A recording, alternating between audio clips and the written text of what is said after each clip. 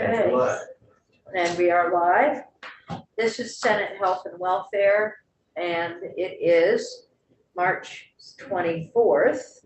This morning, we are hearing testimony about H720, an act relating to a system of care for individuals with developmental disabilities. And we have a full slate of folks to testify. We're very pleased that you're here.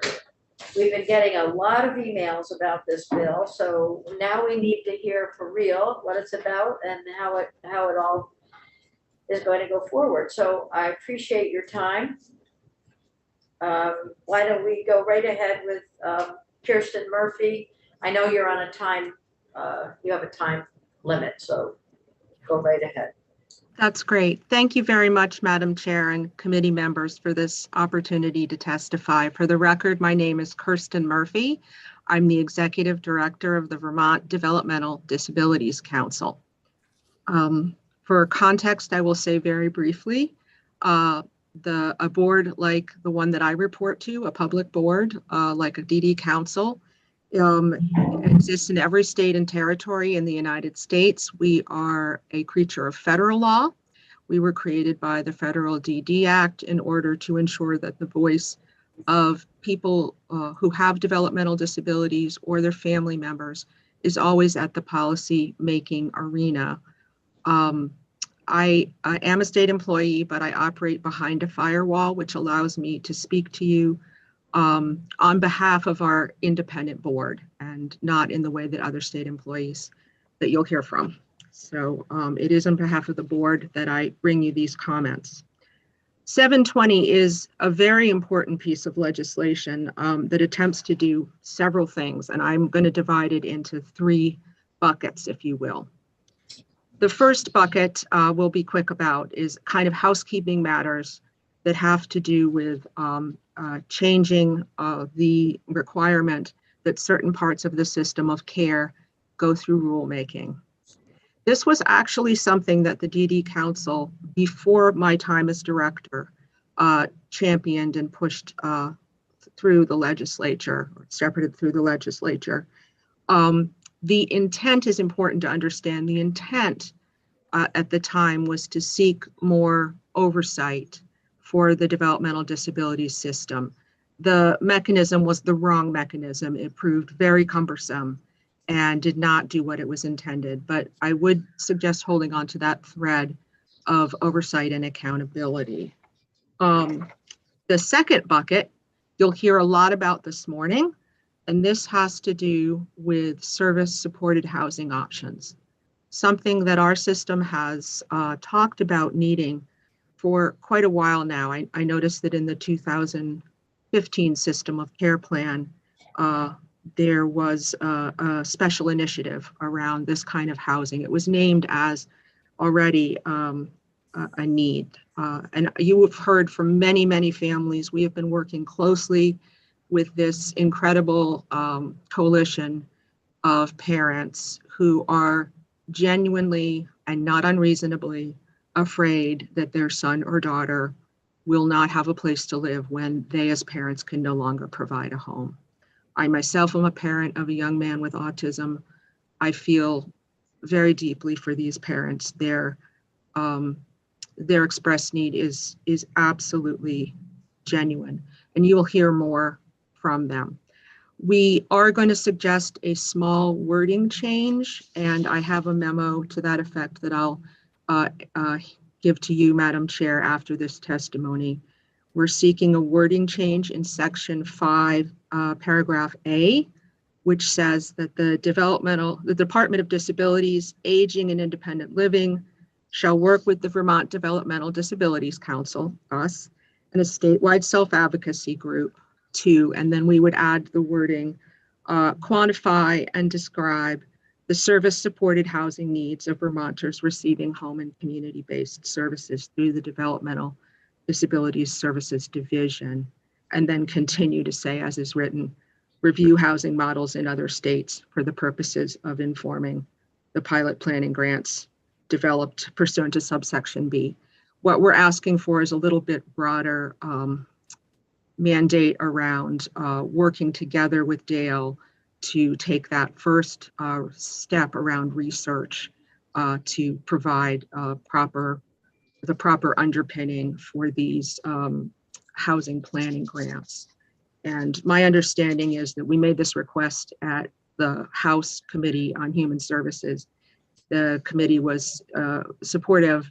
The wording just dropped out in drafting. So we're asking to have it restored if that's possible. I want to turn to the third bucket because it is the one that you'll hear less about, but is probably more controversial. So I will go to this third bucket, which has to do with different types of oversight of the system. And here, I think a little bit of historical background is helpful. So it is important to look back at 2014, where a couple of important events occurred. The first of these is the promulgation of new rules by the Centers for Medicare and Medicaid.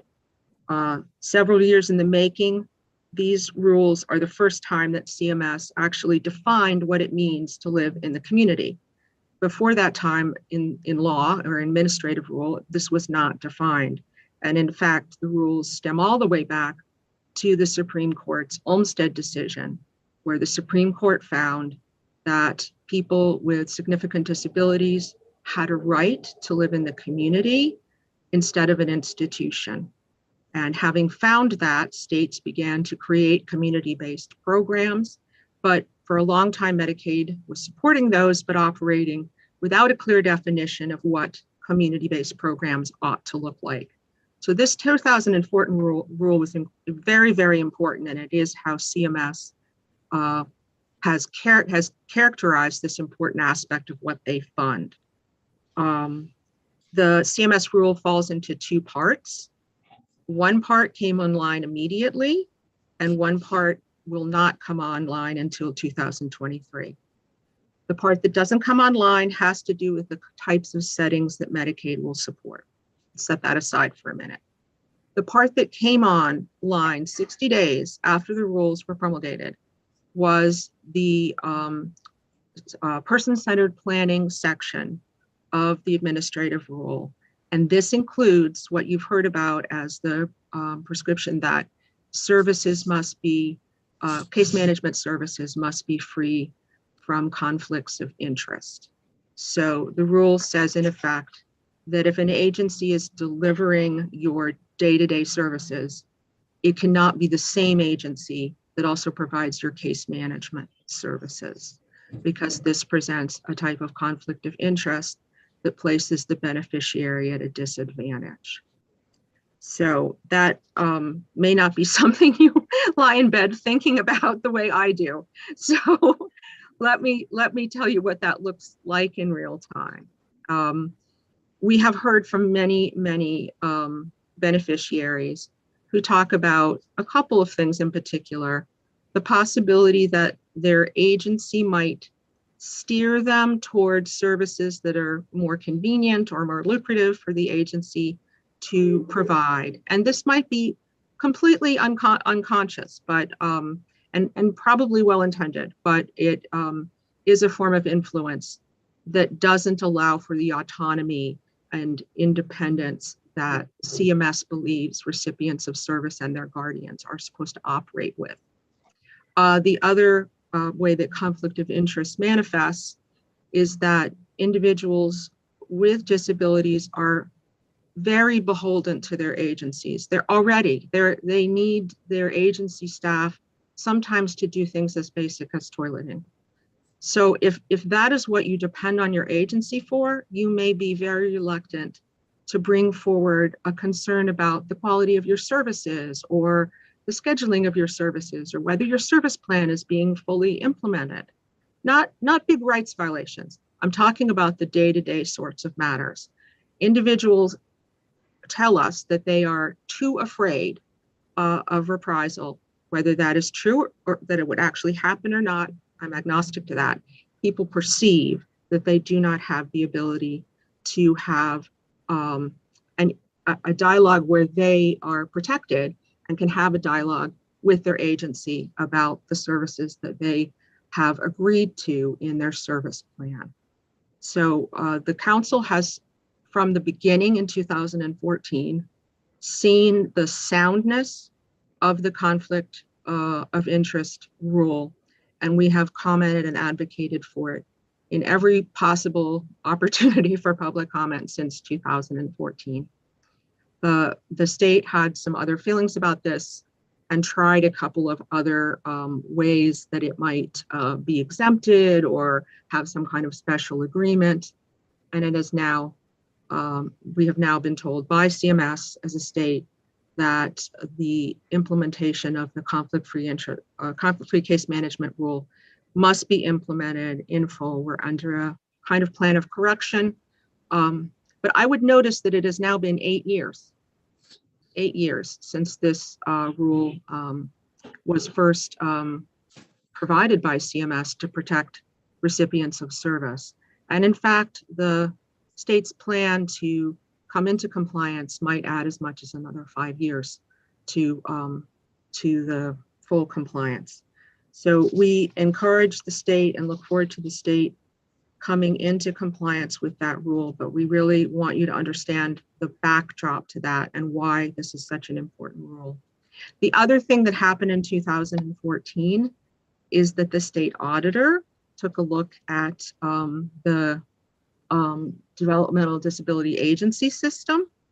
And now I don't want to mischaracterize this, found many things to be very sound about the agency's financial arrangements, but did find that agencies and the state had an arrangement where it was difficult to say that $1 of funding that was intended for, say, John, whether that dollar actually went to John or went to Sue.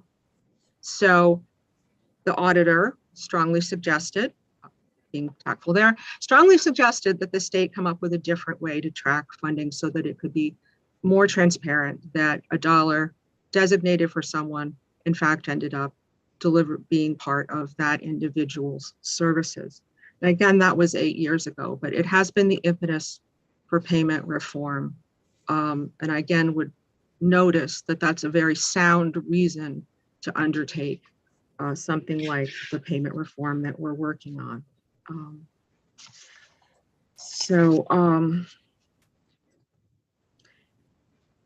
In this context, okay, so finally I want to turn to the most controversial piece of the bill, I think, which has to do with the idea that the legislature sign off in some way regarding plans for payment reform and for the implementation of conflict-free case management. We believe that oversight and quality assurance are incredibly important, but I would stop short of legislative approval. That steps over a line in terms of how government, branches of government operate. I think everything short of that, reporting to the legislature about progress, because I believe progress has been very slow, is entirely appropriate, but signing off is an overreach beyond what is generally thought to be the role appropriately of the legislature and of the executive branch. And I do believe that with the legislature's encouragement and anticipation of reporting, we will begin to see some faster timetables. So what my concern here is I would not want to see that particular piece of the bill sink what is otherwise very, very important legislation that our system badly needs. So I would, in this sense, agree with the state that we should stop short of the legislature signing off on those pieces of reform work. The other controversial section of the bill has to do with quality assurance and with asking that there be annual reviews. Now, it is way above my pay grade to figure out how that gets funded, but the council has for a long time believed that we have inadequate quality oversight. I noticed in looking back through various annual reports that it was pretty consistent, 2003, 2004, 2005. I see that 15 or 16 agencies received reviews. That seems appropriate. Abruptly in 2007, it drops to only 6 agencies in our system of 16 or so agencies. So why, I'm wondering, when we were serving 3,000 people, would we have annually reviewed our designated agencies? And now that we're serving 25 or more percent more people, would we have only half as many quality reviews? That does not seem appropriate to me. And while it may cause the division to have to forego other opportunities with staffing, this is foundational, fundamental, and it involves safety, but importantly, more than safety. When CMS defined what it means to live in the community, they set the bar rather high. They really do intend that people have individualized, ambitious service plans, and that those service plans be adhered to by the entity that is implementing their services. That's why case management needs to be independent, and it's also why we need more quality review, so that we are ensuring that we are living up to the spirit of what our federal funders expect of us. So I encourage you to continue to work with your appropriations committee to figure out how restoring what was historically the level of oversight that we had can go forward as we build our system back up to the truly groundbreaking system of care that it has been for so many years. And with that, I will stop. Thank you. All right, thank you, Kirsten. And we don't have any of your testimony in writing. So, and this is, I don't have anything from each one of you. So I'm encouraging you, please, to send us this, because it's otherwise it will be lost. So I greatly appreciate your time. I will do that, Madam Chair. Yeah, terrific. And this is the message for everyone who's here this morning, to provide your testimony in writing. It helps us a great deal as we go through the bill. So thank you for your comments. We have 6 more folks and we have 1 hour. So I'm going to, within that context, I'm going to be pushing you for 10 minutes each to testify. And so you'll know if I put my hand up like this, that's just a message to the speaker, but we'll, because we want to hear everything that you have to say. And if you don't get a chance to say it all, you certainly can submit your comments in writing, and we do very much value that. So we are going to move on to Ellen McKay Jewett, and thank you for being here. And we all knew Willem, and so we're looking forward to knowing you as well. So thank you for your testimony. Thank you so much, Madam Chair. I'm really happy to have been invited. I'm Ellen Blackmer McKay Jewett, and I live in Ripton. And I'm here to describe for you what it feels like to be the parent of an inspiring young deaf woman with intellectual and physical disabilities. Due to the unfortunate circumstance of her high support needs, she has been left stranded and at significant risk in her home state of Vermont by a well-intentioned but indiscriminate system of support. This system offers her no reasonable and compassionate option for her housing other than a form of adult foster care, referred to as the shared living model. Kate is a bright and happy and social 2015 graduate of the American School for the Deaf. She has cerebral palsy with spastic quadriplegia, is unable to speak, and is profoundly deaf. She needs total support in all activities of daily living, such as dressing, getting out of bed, toileting, feeding herself, and even pulling up her covers in bed. She has a good understanding of written English and of American Sign Language, but she can't sign because of contractures in her arms and hands. So she expresses herself as best she can by writing on her iPad with her one good pointer finger. She is inexplicably and endlessly positive and hopeful. She's 28 years old. I can share a photo of her if that's, possible for you guys. I don't know if that is a possibility, but it's always nice to see pictures of people who we're talking about. Let's see. So the only living options for Kate in Vermont are to live with her aging and exhausting parents, me and my ex-husband, David McKay, or to be sent by the state to live with literally almost anyone who is willing to take her as part of the shared living system. I'd like to describe to you what's happened to Kate in the 7 years since her high school graduation. The only designated agency providing developmental services in Vermont that has supports in place for deaf clients is Northwestern Counseling and Support Services in St. Albans. So when Kate aged out of the educational system at age 22, we knew she had to be up in the northwest corner of the state for her services. We found a deaf couple in that area who were willing to be her shared living providers, but their home was not wheelchair accessible. So we managed on our own to purchase a house for all of them to live together. This, of course, is not within the means of most Vermont families. We didn't realize that this couple had severe relationship problems, which led to their breakup about a year after Kate moved in. She was the unfortunate witness to domestic trauma and suffered severe neglect both before and after the breakup. Because of the turmoil, the house became filthy and chaotic, but her case manager, who was supposed to visit once a month, had literally no other living options for her.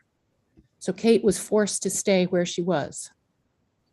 Kate came home twice a month, but she never expressed to us what was happening in her home. She was intensely loyal to the people she relied on to take care of her. When that shared living provider moved on, we found after several months a single mother who was willing to be Kate's new care provider. She did a good job, but she was not deaf. And so Kate inevitably felt isolated and left out in the house, since no one in the house used sign language. Imagine how you would feel as a hearing person if you were placed in a household where no one ever spoke, and the only communication was by signs you would never be able to understand. That's what it's like for a deaf person to be placed in a hearing home.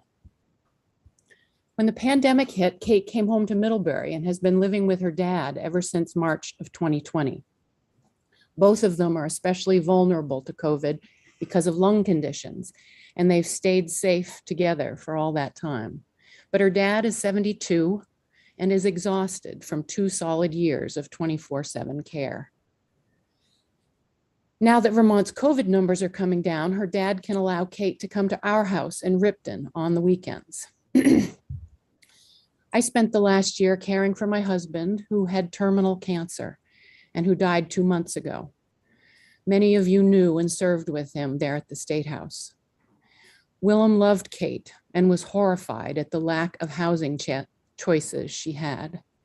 In the months before he died, Willem built ramps and an accessible first floor bathroom in our house so Kate could comfortably visit. Willem's death is tragic in so many ways, and it underscores a terrible but obvious truth. The natural guardians and advocates for our sons and daughters will die, sometimes way too early, leaving them unprotected. This is why we must put a better system of care in place. That does not yet exist. So we are looking frantically now for a new shared living provider for Kate, now that the pandemic is becoming manageable.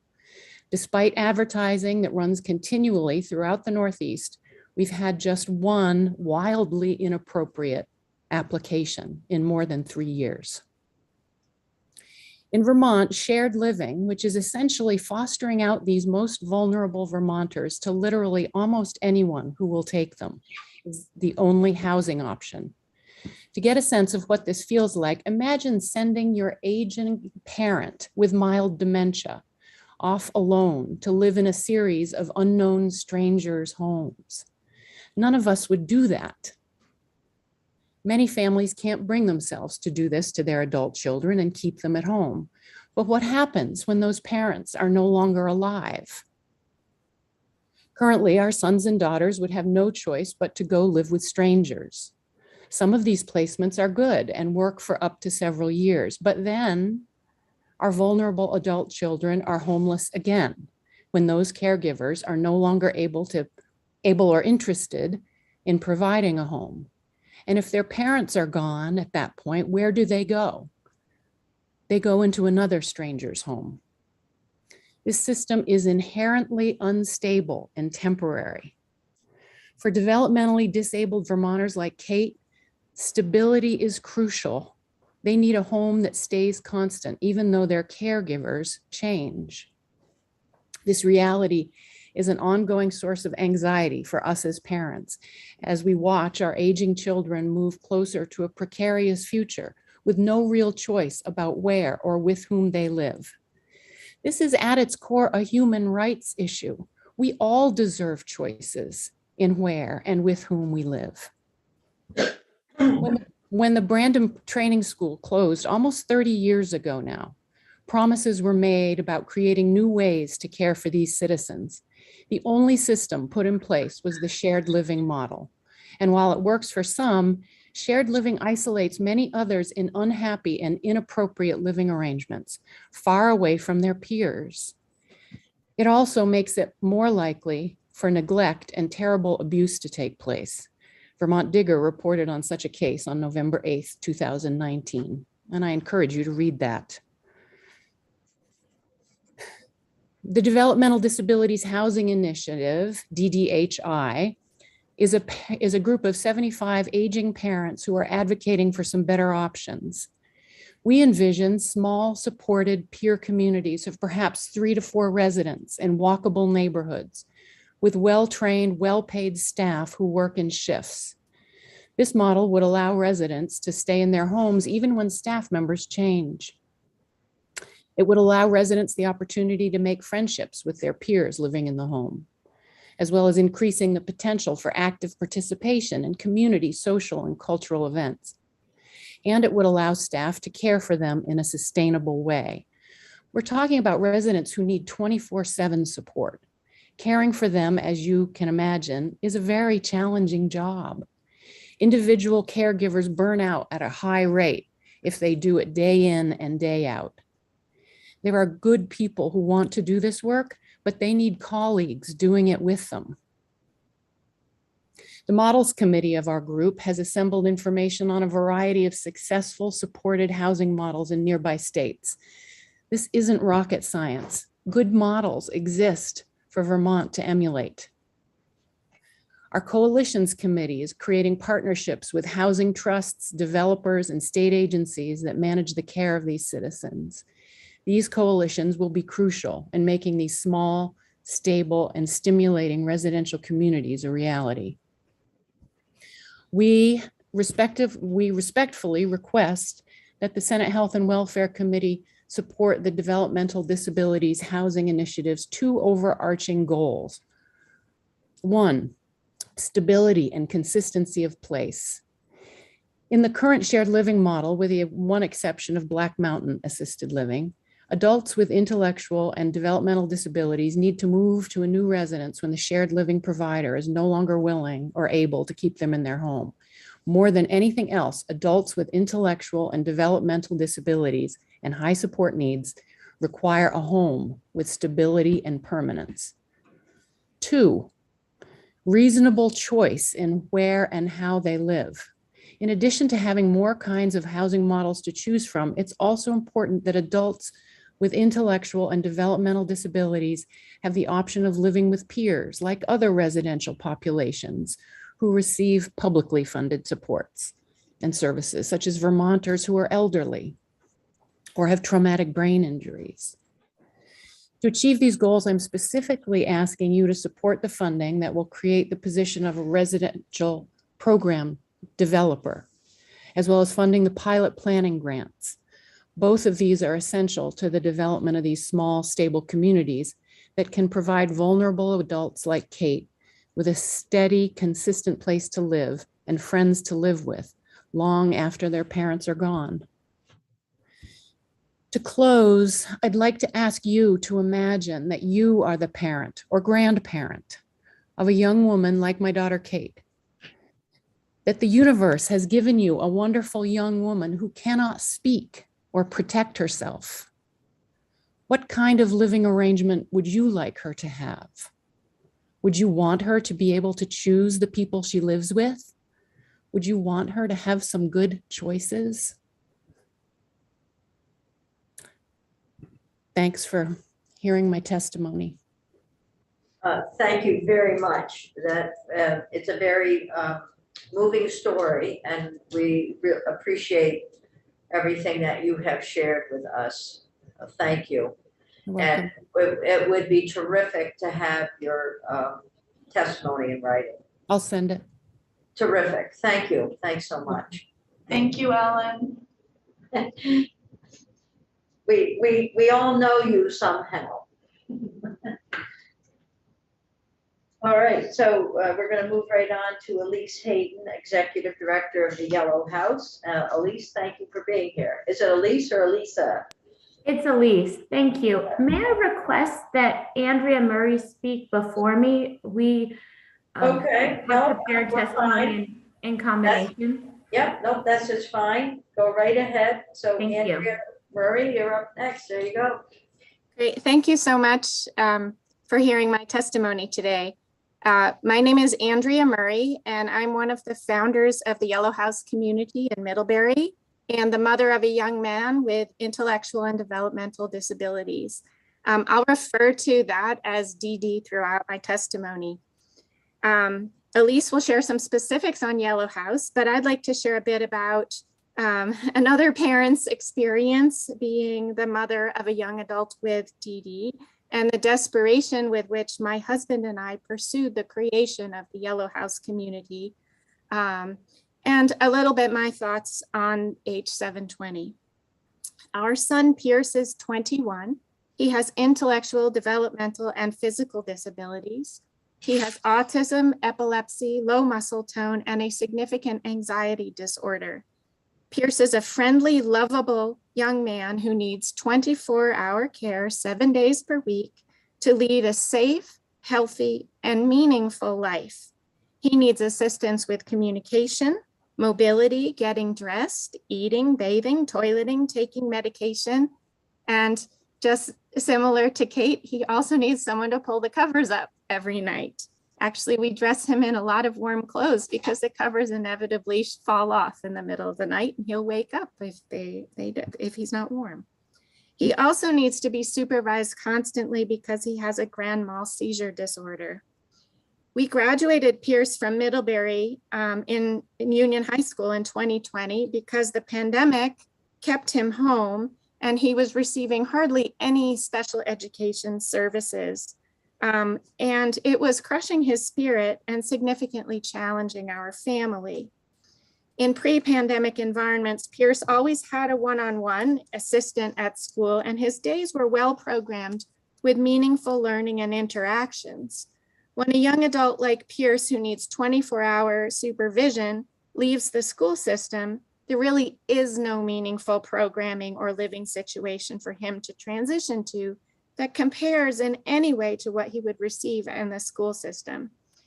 In addition, at a time when neurotypical young adults are graduating from college, fleeing their family nests, and beginning their own adult lives, we wanted Pierce to have his own meaningful transition into his adulthood, making it easier for him ultimately to make something of his adult life. I'm 52. I'm an architect and a business owner, and I work more than full-time.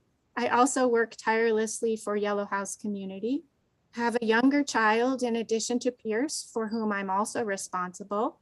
My husband recently had cancer and a brain aneurysm, and in the last few years, it has made him very difficult to support us. and be a co-caregiver for both of our children, especially Pierce. My other caregiver support has recently been challenged as Pierce's grandfather died in November, and his grandmother is aging and no longer able to do the physical work necessary to support Pierce. I tell you this because our situation is not unique. The large group of parents in the DDHI group and extended families advocating for the bill before you are experiencing very similar situations. So what will happen to our kids with special needs when we're no longer here to advocate for him? Most parents hope their children outlive them. Parents with children who have disabilities similar to Pierce are terrified about what happens to their children once they're gone. And when you've investigated all the options in Vermont, as I have, it is pretty discouraging. In creating the Yellow House community, we are being proactive by addressing the need now, as opposed to when it's a crisis or an emergency. Doing so now makes for an easier transition, is more cost-effective, and leads to a better quality of life for our children now and in the future. So in 2018, my husband and I formed a partnership with the Brown family of Cornwall, who were also planning for the future of their daughter with DD. Not really knowing what we were getting ourselves into, we purchased a property in the walkable downtown of Middlebury. And in 2019, we formed the Yellow House community. Our vision for Yellow House is a stable, supported living situation within a community where our children are our neighbors and can make meaningful contributions to the broader Middlebury community, which has ultimately been their community all their lives for most of them. Neither of our children are well suited for shared living provider living situation, often referred to as adult foster care. As recent high school graduates, they both depended on a robust schedule and a great deal of socialization and community integration. And they rely on constant attention and supervision from their caregivers. So from the seed of an idea, we brought Yellow House community online in 2.5 years. We formed our partnership in 2018, purchased property in 2019, renovated our first dwelling unit and became a licensed therapeutic community residence in 2020, and welcomed our first 4 residents, including Pierce with DD, in 2021. And we did much of this amidst a global pandemic. We hope to welcome another 4 residents to our second dwelling unit in 2022, probably later this year, for a total of 8 individuals with DD. Having gone through the process as a parent of creating a housing alternative to shared living, I was asked to share my thoughts on this bill. I strongly support this bill, and I hope you will too. Here are a few reasons why. Awareness. For some time, the population of adults with DD who need 24-hour care and assistance have not been on the radar of our legislators. That is no longer the case. This bill creates awareness of the need, awareness that there are very limited choices for adults with DD, awareness that systems in place need to change to make it easier for independent organizations like ours to create the kind of living environment we want for our children and that they need so desperately. Housing options. You have no doubt been made aware that there is a large spectrum of individuals who qualify for housing and home supports. There are also different options for different needs. However, there are very limited choices, especially for adults like my son, who require 24-hour care and supervision. The only option is the shared living provider model, and this model does not work for everyone. The pilot program grants in this bill will allow families, designated agencies, and other groups to be creative and explore and imagine possible living situations and solutions to needs. These grants are enough to prepare a feasibility study, to prepare a strategic plan, perhaps. They are not anywhere near enough to fund a capital project, achieve licensure, hire staff, etc. These are only planning grants, and their outcomes will provide information to Dale, DDST, and you about creating new options. The residential program developer position is critical to this. The person who is hired needs to understand the needs of adults with DD and their families and needs to advocate for creative new solutions to the current problems. This person must be a visionary and an innovator and have a lot of ambition and energy. I am not convinced that the funding allocated for this 3-year position is adequate to hire a forward-thinking, qualified individual. Some of the things this person could do and should do, I will highlight in a moment.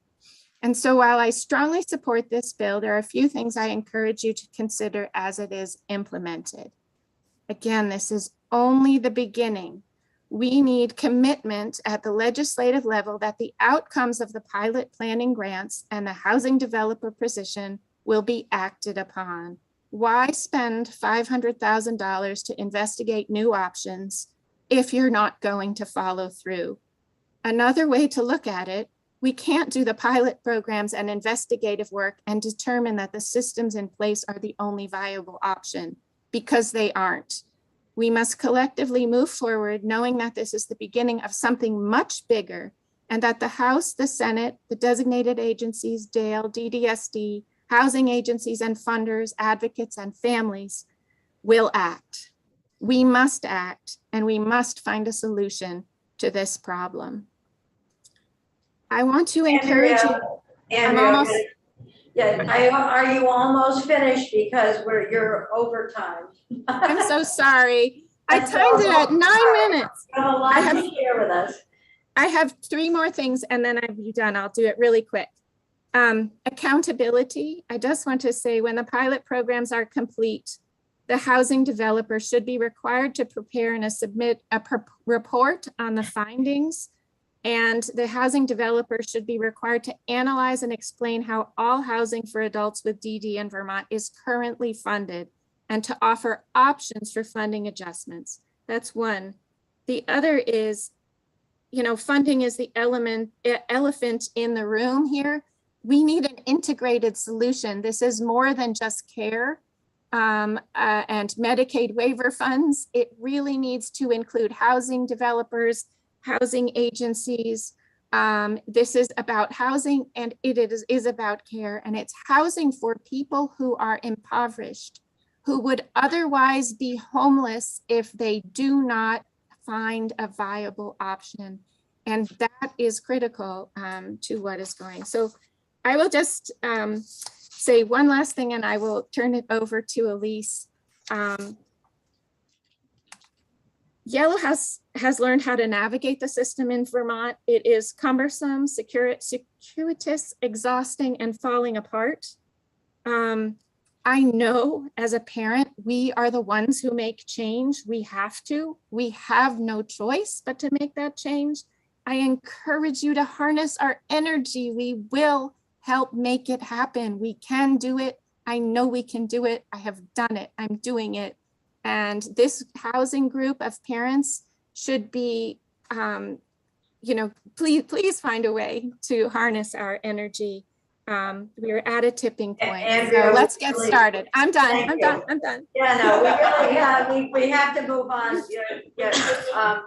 We would be here another hour and a half. With everyone has got so much to say, and we really appreciate your thoughts. But so thank you, and make sure we get your written testimony. So Elise, go right ahead. All right, I have my stopwatch ready to go. Right. Great, thank you. My name is Elise Hayden, and I have served as Executive Director of the Yellow House community since its inception in 2019. I began my career in special education in 2006 as a paraprofessional, then a personal care and respite provider, and eventually special educator. Not only am I passionate about supporting and advocating for individuals with intellectual and developmental disabilities, but I'm someone who's worn many different hats within the field of developmental services. I understand the needs of the individual, of their parents and guardians, and of the staff members who support them. And this has helped guide me in the development of systems to serve the Yellow House community.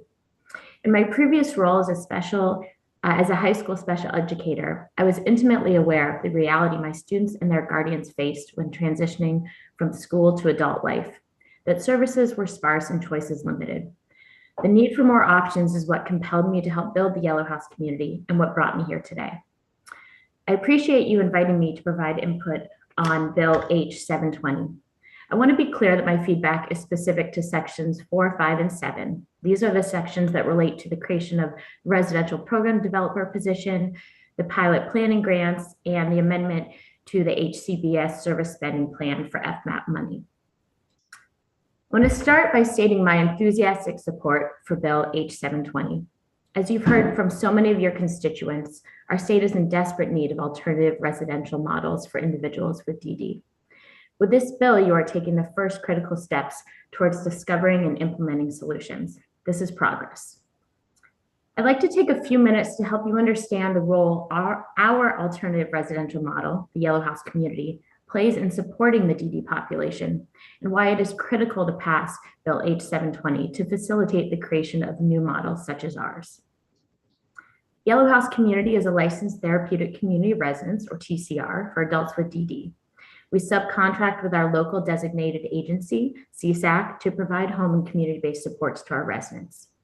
As Andrea mentioned, we are addressing the need for stable and safe housing, supported community engagement, and meaningful vocation for adults with DD in Vermont.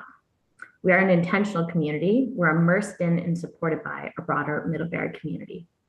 In the interest of time, I won't repeat some of the details Andrea shared about those we serve. I did want to note that we currently employ 12 staff in a combination of full and part-time positions to support our first dwelling.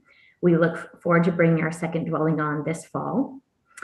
Our residence at Yellow House is primarily funded through residents' Medicaid waivers and SSI.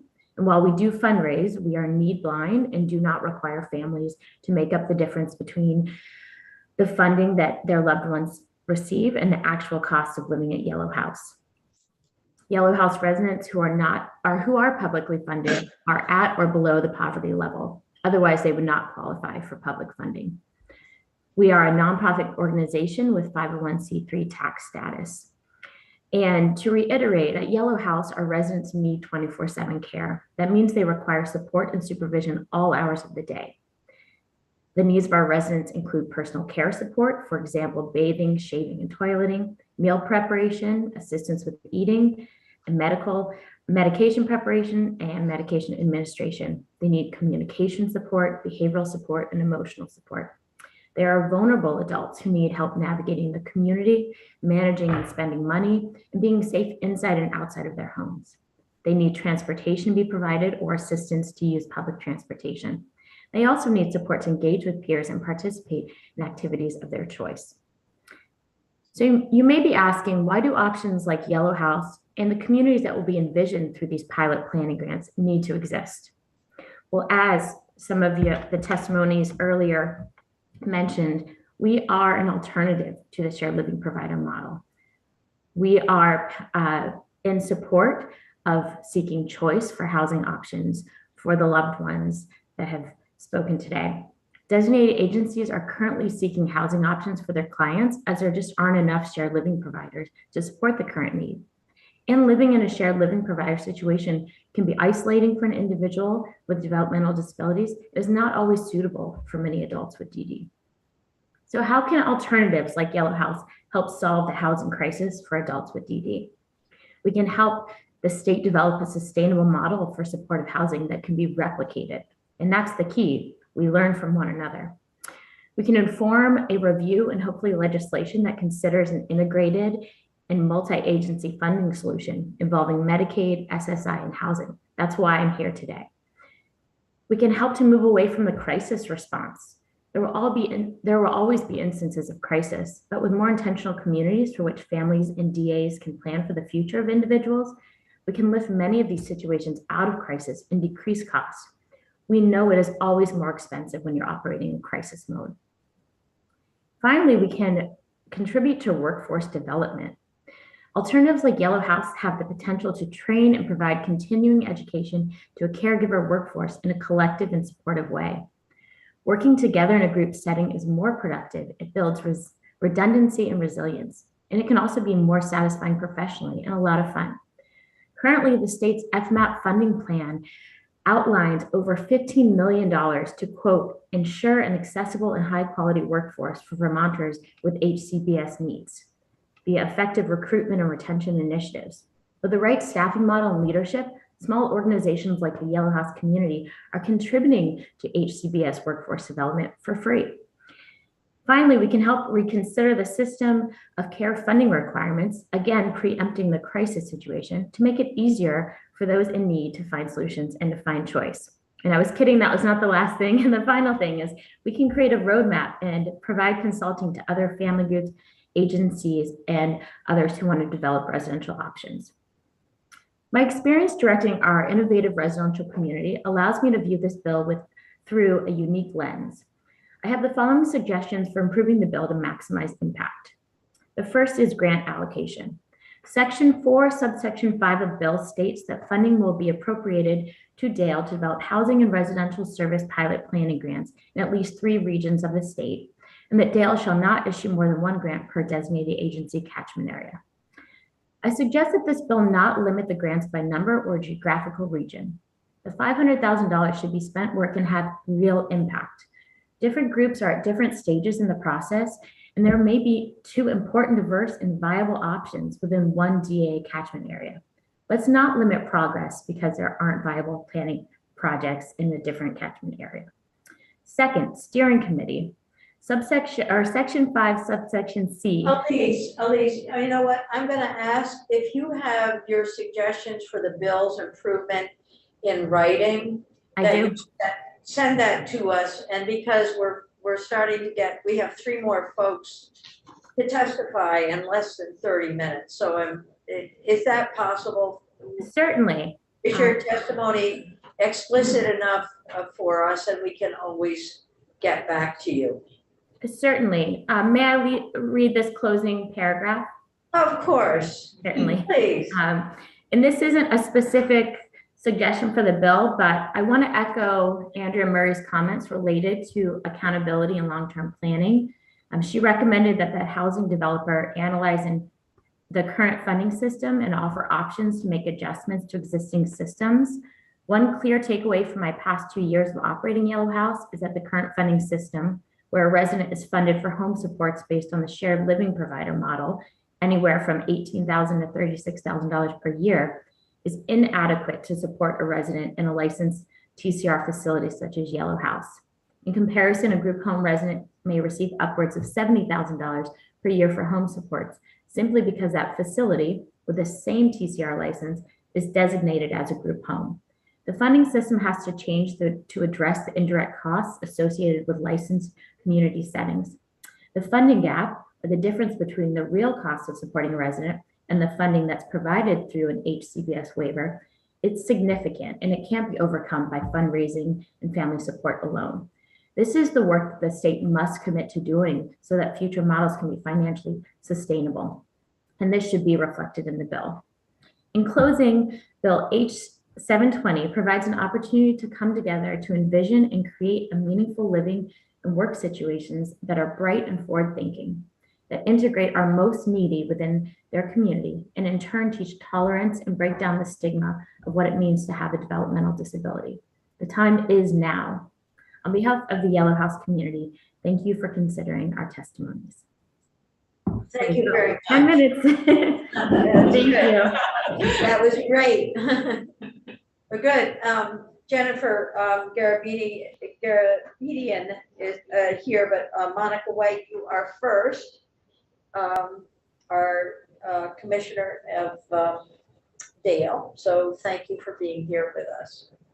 Great. Thank you very much, Madam Chair. For the record, I am Monica White, and I'm the Commissioner of the Department of Disabilities, Aging, and Independent Living. And thank you very much for the opportunity to be here to discuss H720.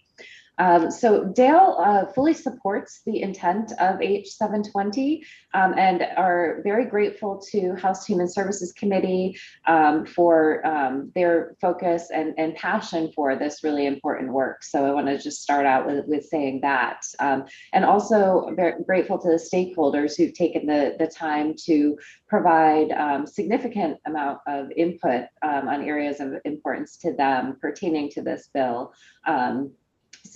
Very great work across the board.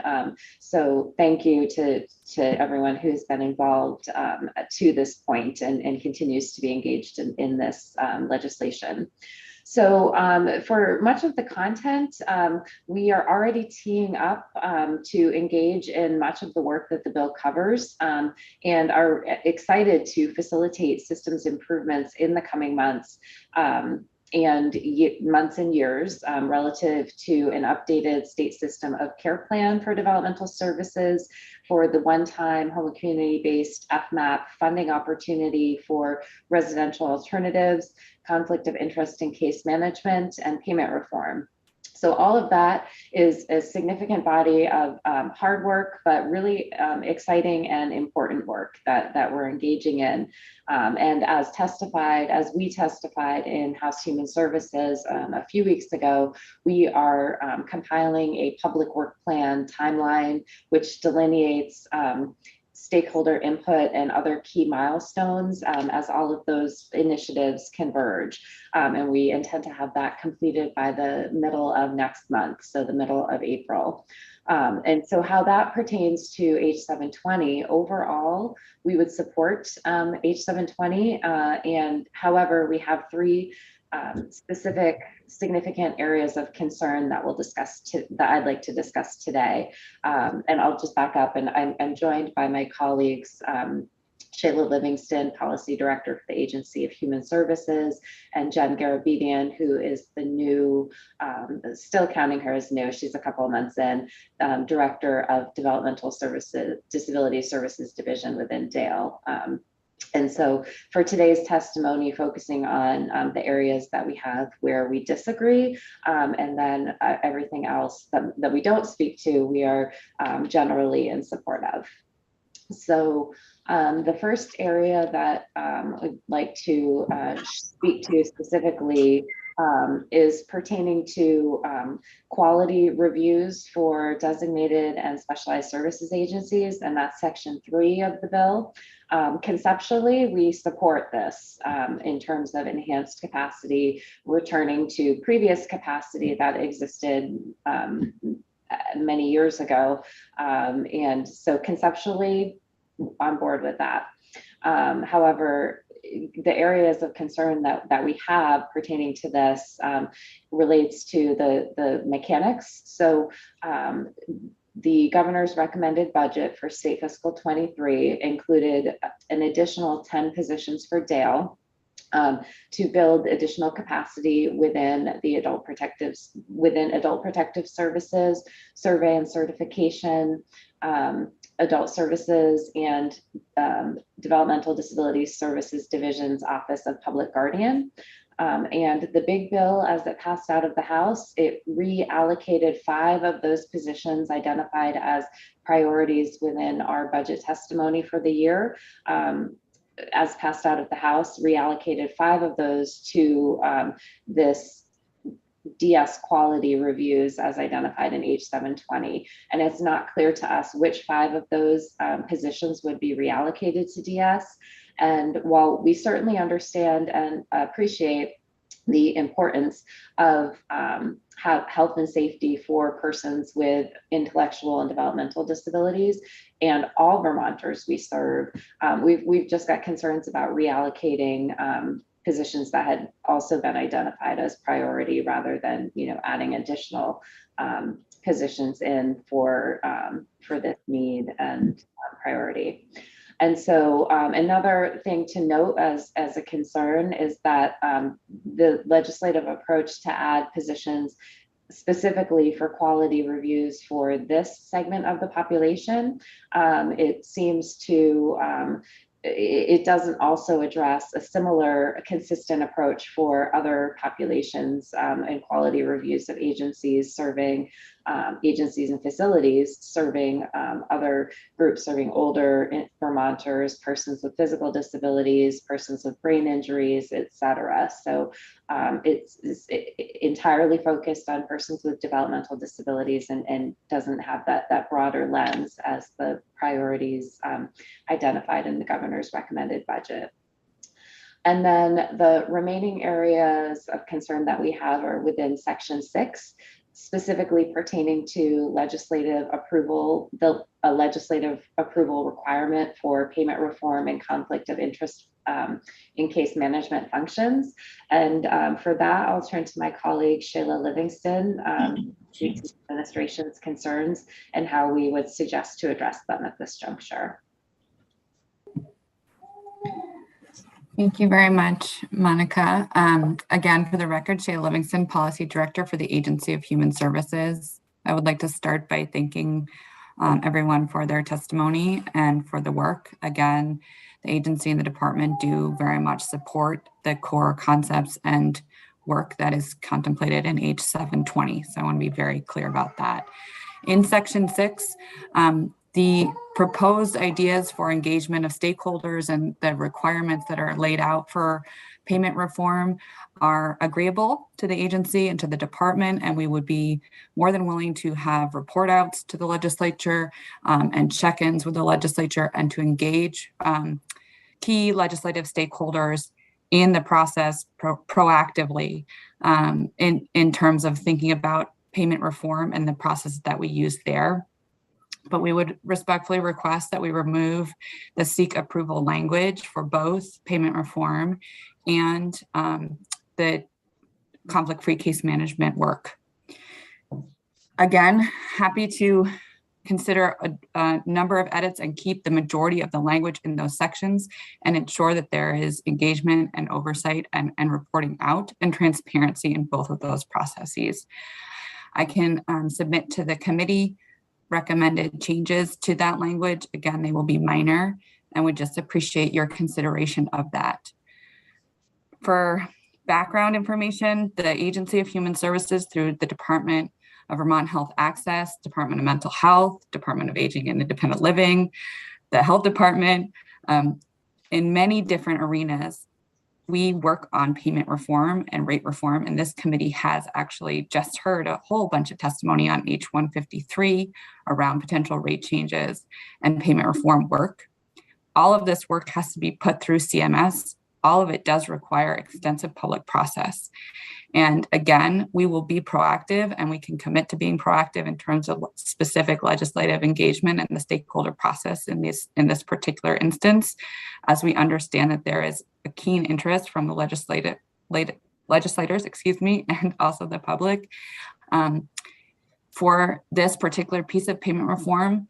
But again, as we do this work constantly and in many different arenas and in timelines and constraints set out by the federal government, we would again just respectfully ask that this is a report out and an oversight function and not necessarily an approval function for these very complicated and very specific types of work. And I'll leave it at that. And again, thank you to the committee for your time considering this, and we can submit written proposed changes to that section. That would be terrific. That would be very helpful. Thank you for that. And we do know how complicated it gets, and also understanding that we passed a bill out of this committee that is looking at more global payment reform within the entire AHS. So how that all comes together will be interesting, to say the least. Thank you. Jennifer, you are here and we welcome your testimony. Great, thank you so much. Thank you for the opportunity to join today. And I echo Monica and Shayla's thanks to all the people who have testified and all the testimony you've taken. I am here as the new Developmental Disability Services Director, my apologies, just to hear the testimony and to meet the committee members today. So thank you for the chance to do that. And that's it? Terrific. Well, we are thrilled to Yes, meet ma'am. you. You know, this is great. Very nice person. Yes, she's your neighbor. Okay, so it's interesting how little Vermont is because we all end up knowing each other right here. So, yes, so this is terrific. We have a few minutes left. If there is something that our committee would like to ask of one of you, my big ask, of course, is please get us your testimony in writing. And in particular, I know, Elise, you had some specific comments on the bill, and I know that Dale has some specific comments on the bill, Sheila. So if we can get those, we'll be able to move through the bill for markup a lot more effectively. Thank you. Senator Hardy has a question. Thank you, Madam Chair. First, I just want to thank Andrea and Elise and Ellen, who are all my constituents and friends of mine. And it's just really great to have you in committee and to hear again your stories and about all of your hard work that you've been doing in our community. So thank you, just a tremendous amount of gratitude. Andrea's son, Pierce, was in school with my daughter, Greta, and so I've known her for many, many years.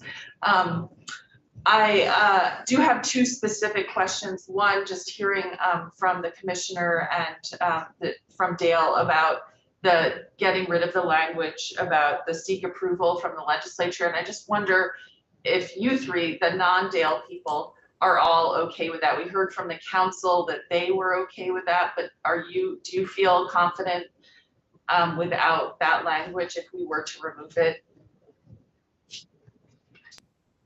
I have to admit that I am not familiar enough with the depths of the language of the bill to be able to speak to that. Okay. But there definitely are people on our committee, the Developmental Disabilities Housing Initiative group. It's not a committee, it's a parents group, who can speak to that. And I would suggest getting that, getting feedback about that specific request for a change from someone like Elizabeth Campbell of Shelburne, who really is our kind of jet fuel and is laser focused on this stuff. Okay, great. And then my second question, I think, is maybe for Andrea, because I know your expertise is in literally designing and building houses. So I haven't memorized the bill language yet, but I'm really interested in the connection between what you were talking about, integrating it more with housing and housing initiatives and housing funding, because ultimately this is both a care and a housing issue. And I'm wondering if you have ideas or thoughts about, having the sort of state housing people more involved in it, or are there connections there that should be made that haven't yet been made in the bill? Yeah, so thank you for asking that question. I mean, it's really important to understand that the Medicaid funding that our children receive really is for direct service and care. And there isn't a lot of funding for things like when we became a TCR, our license requires us to make the building fully handicap accessible, to put a sprinkler system in, to have a nurse on staff. I mean, there are things that we have to pay for that are not covered by our friends' funding. And a lot of that is associated with housing and the physical premises. I guess I would say insurances too are a really big thing.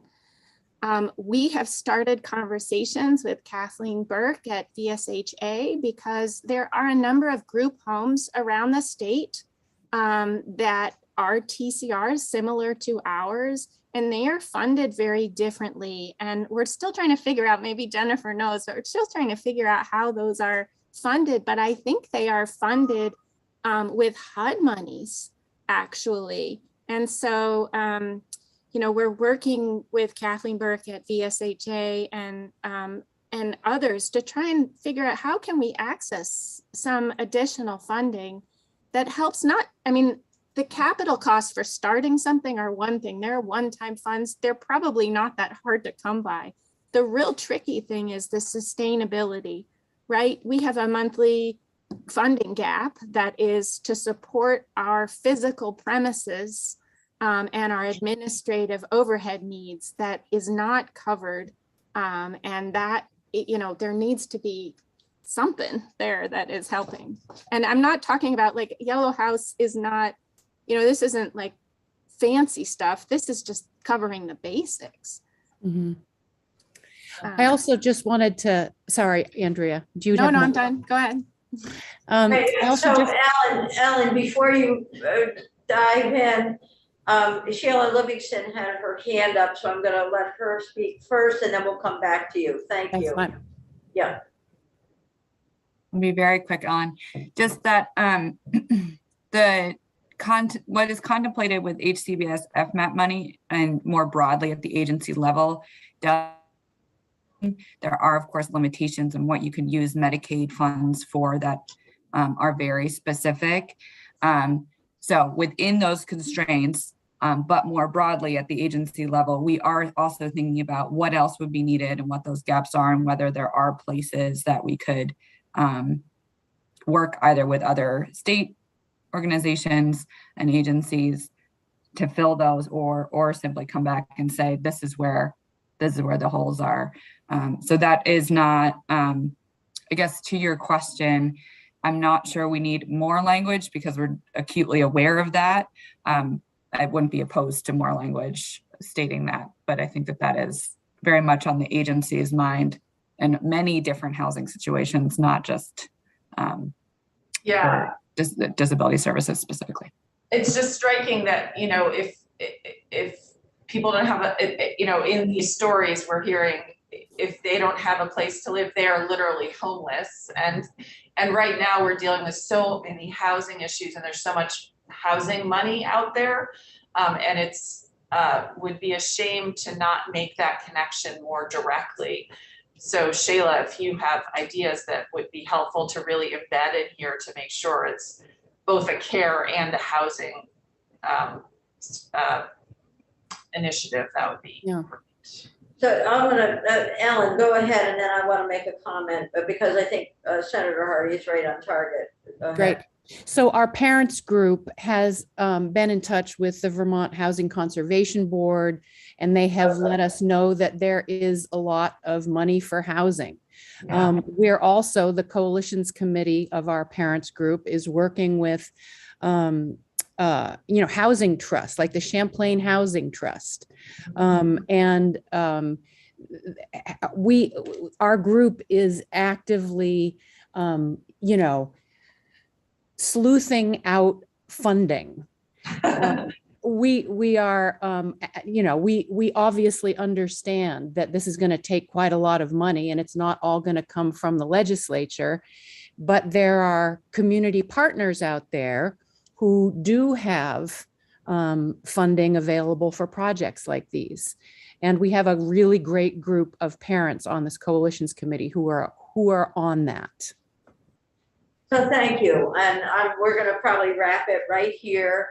But so that you know, our committee in the past has reached out to Vermont Housing and Conservation Board to put funds into housing for step-down beds, and we're looking for respite beds for peer support. And so you do go where the money is for housing, and then hopefully together we'll be able to find some housing for folks with disabilities who absolutely need it. So, but it's again, it's a long process. You know that as well as we do.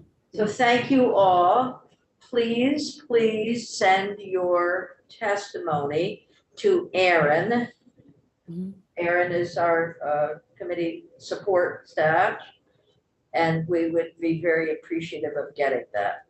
So thank you. And we're going to go off YouTube, and we're ending our committee meeting for the day. Thank you so much. Thank you, everybody. Thank you.